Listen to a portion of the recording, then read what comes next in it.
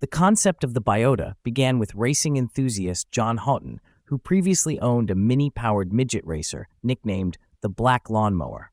Drawing from his Hillclimb experience, he designed a compact open roadster based on the mechanical layout of the Mini.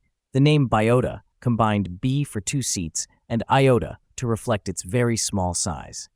The aluminum-bodied prototype appeared at the 1968 Racing Car Show, where its low profile and lightweight construction attracted strong interest. The Mk1 featured a steel spaceframe chassis that used the Mini front subframe and rear suspension. Its fiberglass body consisted of 22 molded parts, including a large hood section.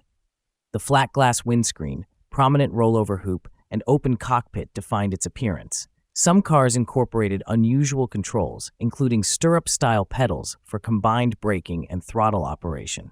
Manufacturing began in late 1968 in Dinnington after Houghton partnered with engineer Bill Needham to form Houghton Coldwell Limited. Production proved complex and costly.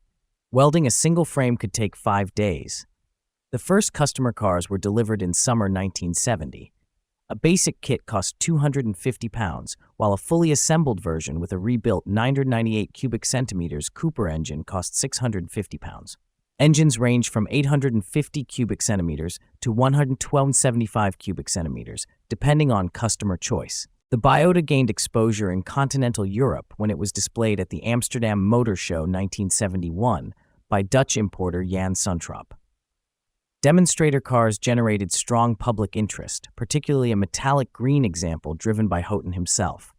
Competition success followed. A blue 1275 cubic centimeters Cooper-powered Biota achieved victory when driver Chris Seaman won the Bark Hillclimb Championship 1972.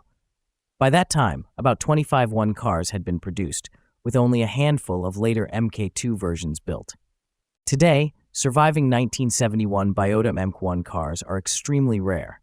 Their limited production, lightweight engineering, and direct connection to grassroots motorsport make them valuable collector vehicles and notable examples of late 1960s British kit car innovation.